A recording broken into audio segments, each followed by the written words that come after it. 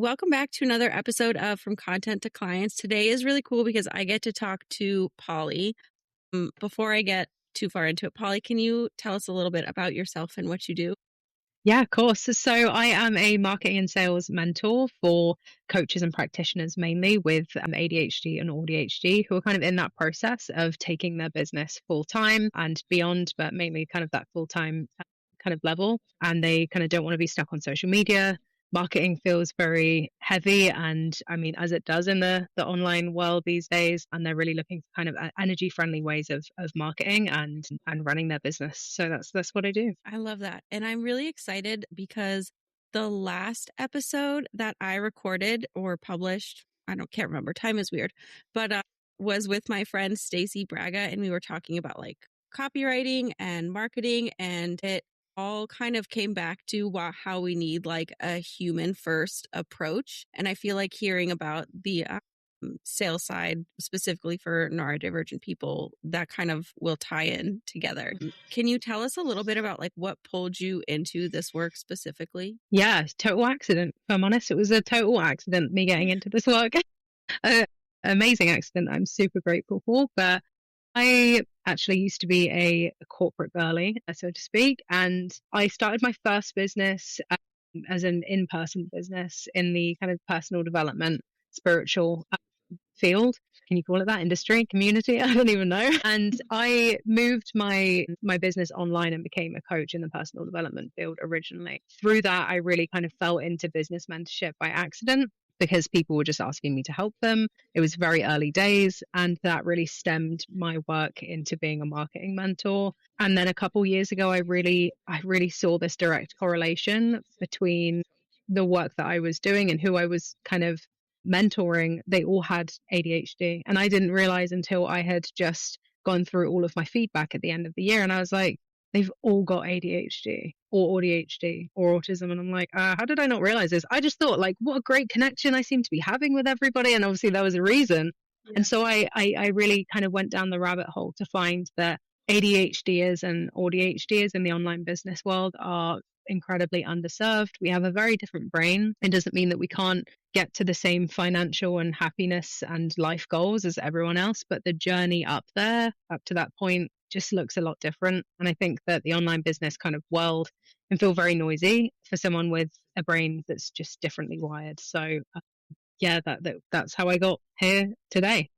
That's so funny, like that it just kind of happened accidentally. I feel like I've talked to a couple people like that, and I always just love those stories and seeing how it comes about. What's something most people misunderstand about ADHD or ADHD entrepreneurs when it comes to working and like online businesses? Yeah, so I think that the top one that I've heard over and over again is like ADHDers in business are like they struggle with motivation and they struggle with focus. And every time I hear like that, I'm like, not my students. My students are on. Can I swear on this, or should I cap it? Yeah, go for it. Yeah, okay.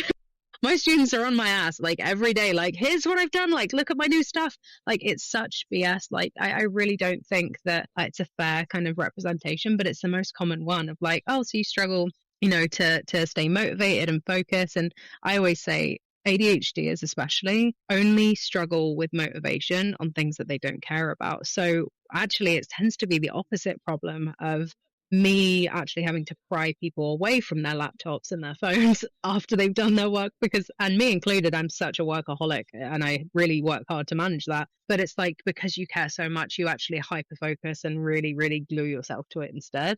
So that, I think that's the main one that frustrates me every time I hear it, is the focus and the motivation thing, like it's a blanket statement. Yeah, that makes a lot of sense, especially because a lot of people that own their own businesses, like there's obviously the motivation there to make money. And it's, if they created their own business, it's probably something they enjoy. Yeah. So there's that. I have 3 kids that all have ADHD, and there's a lot of, kind of like misconceptions about what it is and like all of the things that go with it. Like people think it's just focus in kids. And I'm like, no, there's like a whole array of things here that we're working on.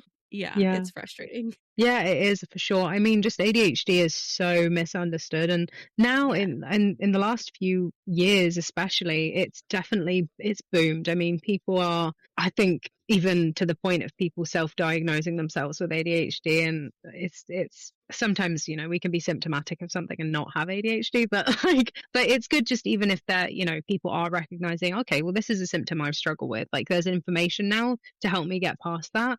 But yeah, there is still a massive education gap on what Mhm. ADHD actually is, especially in women, especially in adult women, and especially when you run a business, because it shows up in life. And then just like all our other baggage and undealt with stuff, when you run a business, it all just comes like firing out. So it can be a Yeah. lot. It can be a lot to manage. And I think that what I realized is not a lot of people understand that part of the journey of having ADHD and being in the online business world. And my mission really was to kind of steward people through that process, like both strategically with the strategic side of things and in the way that you feel, in the way that you show up, and, you know, in the way that you put yourself out there to the world. And it's all one big kind of like puzzle, I guess.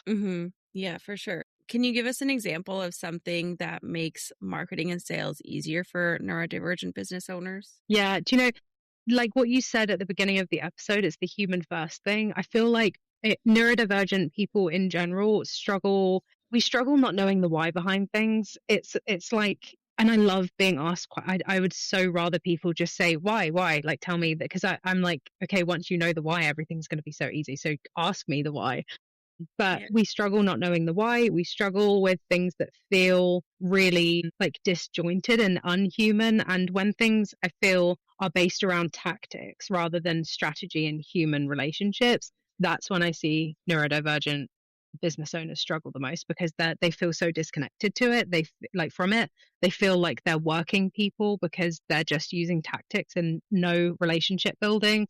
And I actually think that sometimes, well, most of the time, people will convince neurodivergent business owners that that's wrong and they should be able to just adapt to all the tactics. I think that's bullshit. I think that there's a reason we feel that kind of way about it, because actually tactics are here today and gone tomorrow. You know, they're not what you should be building your sales and marketing strategies around anyway, both ethically and for the sake of your business. So that's the thing that I think they struggle with most. And I know I did when I first started too. Yeah, that's something I hear a lot of as well. I don't do a ton with like direct selling, but more like planning marketing things. Mhm.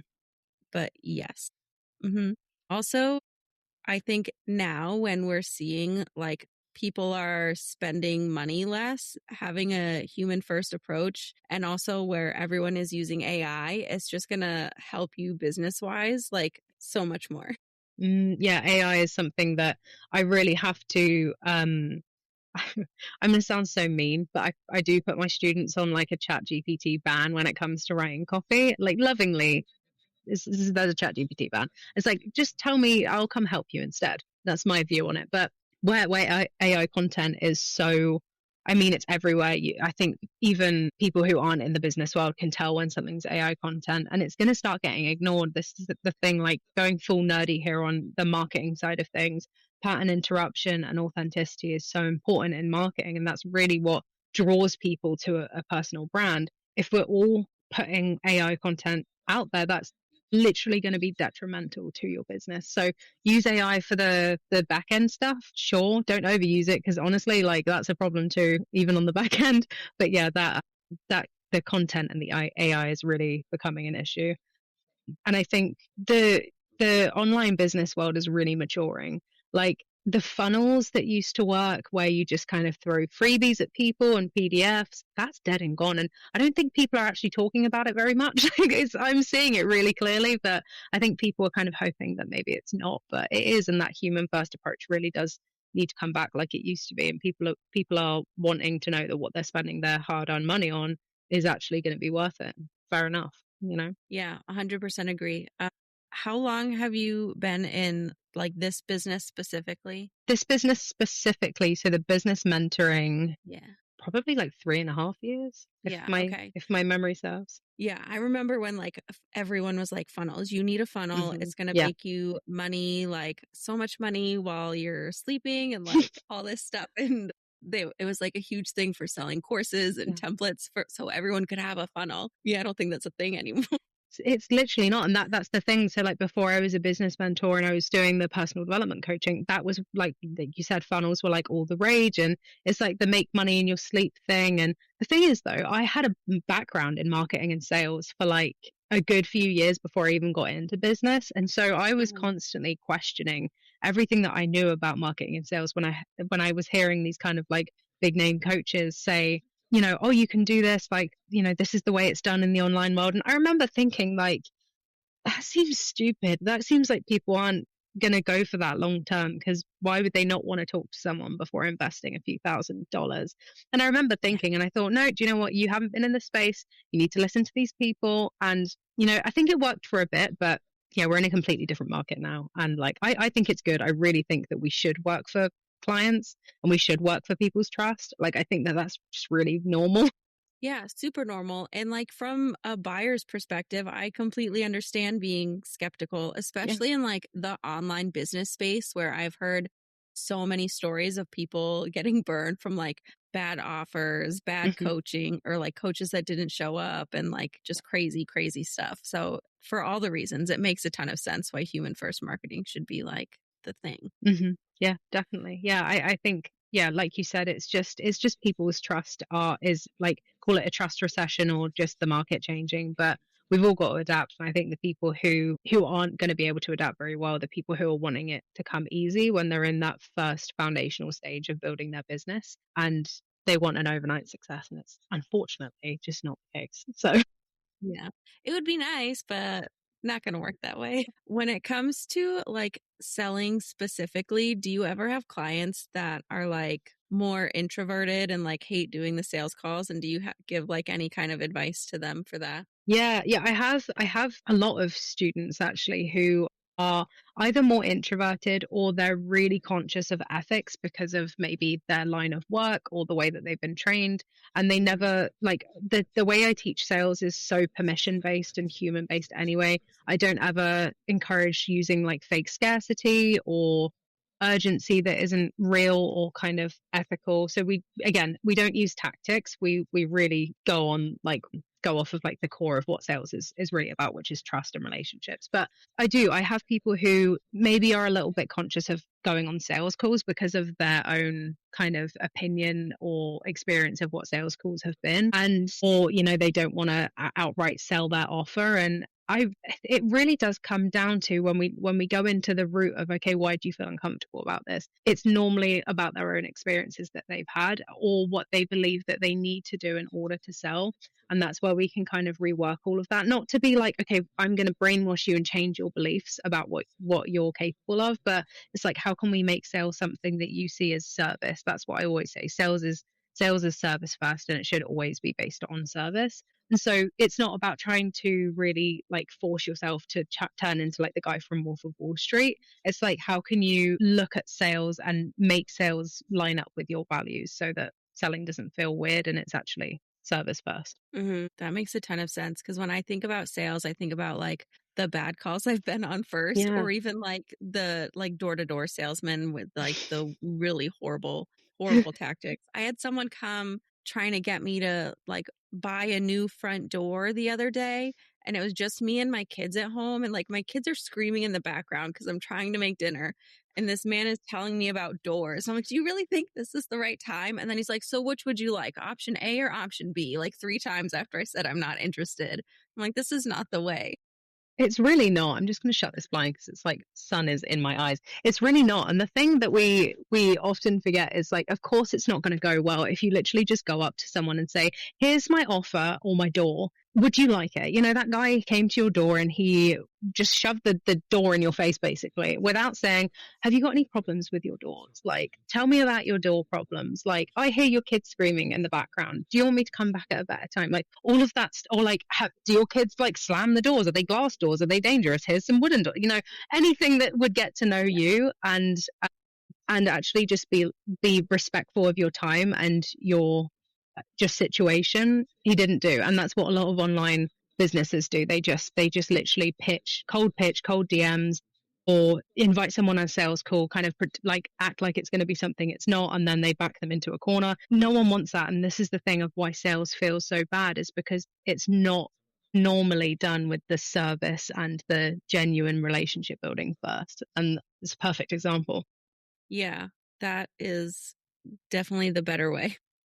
Yeah, for sure. Yeah. And also like, is it even a fit? Because this is again another thing that people miss out. And this is why you should really be somewhat either having really, really clear marketing or talking to people or being open to talking to people. Because if it's not a fit, then someone coming into your program because you've learned how to sell ice to an Eskimo or like sell anything to anyone, like these like big name coaches say, that's not a good thing because that's potentially going to be not a good thing for you because it's going to be a nightmare for you to work with someone who's not aligned with your work. But also, that's going to be a nightmare for them because you've just taken their money when it's not a fit for what they're wanting to pay for. So there's so many Right. aspects to it that come before and around like getting the sale. Yeah, for sure. And then once you have that conversation and trust, even if it's like someone who's like, I don't know if this is like this particular offer is right for me, Mhm. or like I'm not in a place where I can invest right now, it doesn't mean they're not going to come back like later when you have another offer for like that you're promoting or they are ready to invest. Yeah, exactly. And that's kind of what's known as objections or whatever. And I always think you don't have to handle every objection. Sometimes when someone's saying like, thank you so much for that free call that we hopped on and it was really useful for me, but right now I'm struggling to put food on the table and I can't get into any debt. I'm not going to do it. That's not an objection you want to be handling or need to be Right. handling. It's really not. But when someone's Yeah. saying, I'm not sure if I'm going to be able to commit to this, or I'm not sure if I'm going to have the time for this, I'm not sure if this is going to be able to get me to this place that I want to be. Those are objections that actually normally that's kind of a cry for help. Like, look, prove to me that this is the thing. Like, if I'm worried about my accountability, can you answer that for me and tell me how you're going to keep me accountable as the coach or provide this to me as the service provider. So those are objections that we can kind of overcome or that really it's just questions to be answered. That's the way I view it. Yeah. I love that approach so much. I had another podcast episode that I recorded with the same person, actually, Stacy, but we Hmm. were talking about how online business is kind of like MLM Hmm. in some ways and like all the predatory practices in sales specifically. And we got a bunch of feedback from people. And I remember people saying there were people selling courses to them, like coaches who would, if they said they didn't have money, try to get them to like sell things like their furniture and stuff. It was No crazy. way. Yeah. Really? Like I've Yeah. heard I've been in this space for like a hot minute. So I've seen some shit and I've heard some shit. I've heard about like coaches having loan officers that work for like or in cahoots with their business and they direct people to their loan officers and be like, you can get out a loan with this part. It's like that's not your responsibility. Like No, what's going on? that's giving me like icky car salesman vibes. Like, I Yeah. don't like that. It's weird. I just think that, the part of your marketing, your sales, your relationship building isn't to say like you need to come up with the money. It's not about convincing. It's really you should be clear enough for someone to make that decision on their own. And that does come with like answering the right questions. It comes with also giving people breathing room and space, like trying to force people and back people into a corner is just not ethical and also they're going to get the ick. So that we need to be really conscious of all of that. I think yeah, I've heard some awful stuff. I remember my first coach, she told me, she was like, on the sales call you need to ask people how bad they're going to feel if they don't invest. And I'm like, I'm not doing that, lady. Like, what do you mean? So how bad are you going to feel if you don't invest today? I'm going to feel like shit. You've just made me feel worse, thanks. And then she was like, Right. you need to get people to pay on the call. And I was just like, I literally left that program. I was like, that's actually how I became a business mentor, because the people in that coaching community were not obviously getting the coaching that they signed on to. I was the only one who knew about business and marketing. So they all latched onto me. And I was such a people pleaser at that point. And I was like, yeah, I'll help everyone. I was so bright eyed and bushy tailed. I'm so glad I did though, because I wouldn't be here. But yeah, I talk about this stuff with so many people though who are in the online business space, and I'm pretty sure just everybody knows the crack by now of like this stuff goes on, and it's awful that it is so well known because it's obviously happening a lot still. Yeah. And it's nuts that it is still happening. I feel like we should be way past that by now.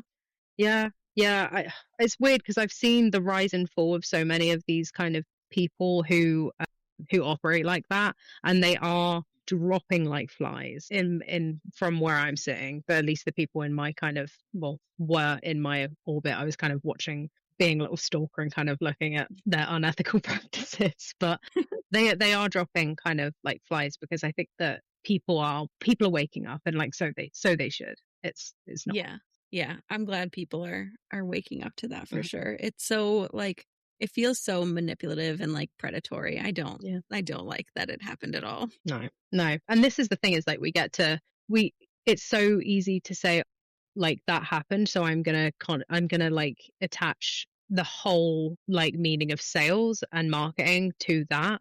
But that's just one experience, and really is an odd one. It's just not normal. Marketing and sales really is Mhm. not about convincing or backing people into a corner. And so it's really now a chance for everybody who is in this space to look at what that means for them and how they really want to do marketing and sales, and don't let your bad experiences project onto you and how you're going to run your business, because it really doesn't have to be like that. Can you kind of explain to us what like a more low pressure like sales approach might look like for a neurodivergent person that would kind of work for them better? Yeah, I mean, depending on whether you mean like the offer side of things and how you promote your offer, or talking to people, I mean, we'll kind of go with.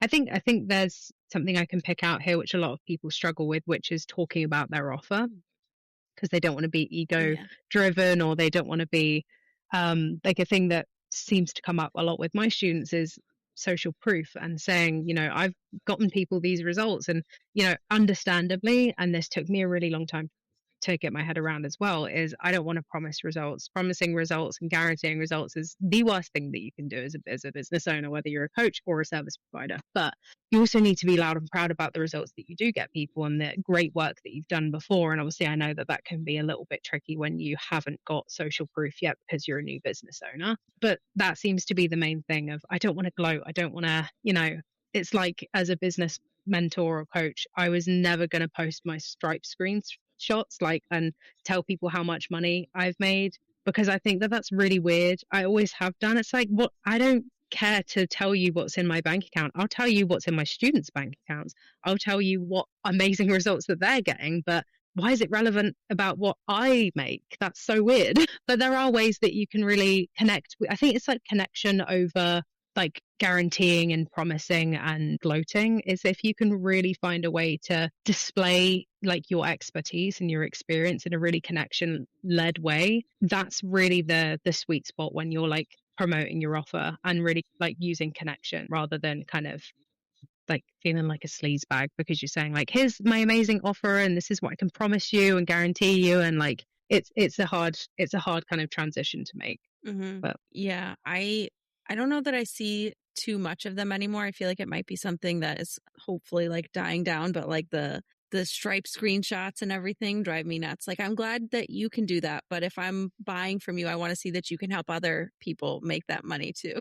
yeah, exactly. Like, all that says to me is that you're able to sell and you're able to market, but can you teach me how to do that? Just Yeah, because it's worked for exactly. you, it doesn't mean it's going to work for me. And also, those could be fake. Oh my God, the amount of like fake. Yeah. Just going back to horror stories of the industry as well. Apparently, there was like, I don't know how factually, I don't know how accurate this is, but apparently there was this group of like big name coaches who like a few years ago used to transfer money between each other, like big money, and then they would all like take screenshots to make it look real or something. I don't know. It just, do you know, Oh all gosh. this shit really feels like school, and it's like the mean girl table of like, Mhm. it's so savage, but Exactly like, what it is. Yes. it's so bad and so like petty. I don't even know. It's just so weird. But Yeah. the Stripe screenshots, I mean, it's just, I feel like if you're uncomfortable with something, in sales, it's not always a limiting belief. And this is the thing that also drives me nuts, is like, if you don't post screenshots of your bank account, that's a confidence block. That's a limiting belief. It's like, no, Becky, it's not. Like, it's not. It's just your ethics. And I think sometimes it will be a limiting belief. Sometimes it will be discomfort, but just know the difference between, I don't want to do that because that's not in line with my values, and okay, this is a confidence block. And that, again, that self-trust can be a lot to navigate, and knowing the difference between the two. But yeah, it's not always limiting belief. Yeah, for sure. And I think for social proof without like the cringy stripe screenshots, I was thinking while you were talking, like clients, no, case studies. That's the word I Mhm. want. Case studies are a great way to do that because making like the blanket statements of, oh, I can help you. I got this one person to like double her income. I can help you double your income. I kind of hate Mhm. that. But if you can show like different people doing different success stories of whatever, I always love to see those. Yeah, variation is so important because if you're just attaching to one result and kind of making that your be all and end all, like one main result, of course, like my main result is like, helping you take your business full time. That's like the overhanging thing. But within that, that's going to look so different for everybody. Some people are going to Right. do launches. Some people are going to work on like kind of evergreen and more like one-to-one basis. Like the results in that are all going to be very, very different. So yeah, when people do just kind of use one thing and work off of that and it's a hyper specific thing, it always does seem a little bit like so yeah, I'd Yeah. say variation is really important. Hmm. If someone only took one thing from this episode and implemented it, what do you think it should be? Yeah, I think just based on what we've spoken about, and again, especially if you are ADHD or neurodivergent, I would say it's just going back to your perception of sales and just if you do have those connotations, just really look at whether that's in relation to your own experiences or what you actually believe, and look at Mm, where potentially, again, like this is a good exercise to look at, is it a limiting belief or is it your values? Look at the things that you are absolutely not going to do and you'll never want to do. Like for me, that would be like pushing people into a sale and posting stripe screenshots, but then looking at the things that you're uncomfortable with that you need to get past, and look at how you can kind of differentiate between the two. And like I said, even with the things that you're uncomfortable moving past, it doesn't mean that you have to do it a certain way. Like let's say that, selling on calls or in conversations with people is something that you're really like you struggle with. The way you go about that is a thing that you need to get over, but the way you go about that doesn't have to look linear or what some, guru has told you it needs to look like. right. That makes sense. And where can people go if they want more help with this and finding like a way to market and do sales that works better for them and their brain? Yeah, so I can leave you my links, but I have my own podcast, which is pretty much like a vault of mini trainings around marketing, sales, visibility, managing kind of the overall experience of being neurodivergent in business and the focus, the productivity, the energy management. So the podcast, you can come chat with me on Instagram in the DMs. I'm not on social media like posting anymore, but I love to yap. So you can come chat with me there. And I also do have a free community called the Procrastination Station. It's very ADHD coded. And that's where we go live every week. And it's kind of like a free mentorship session where I answer questions. And then, it's lovely. And then I have my 4-month marketing mentorship program, which is my main offer. So that's the Neurofriendly Sales Excel. Perfect. And I'll put the links for those in the show notes. So definitely check them out. And thank you so much for coming on to talk to me, Polly. I really enjoyed this. Yeah, thank you so much for having me. It's been great. Thanks for hanging out with me on From Content to Clients. If this episode helped you think differently about your content, make sure you're subscribed so you don't miss what's next. And if you're ready for content that's more strategic and less throw it together and hope for the best, head to sydneyobrien.com to learn more about working with me.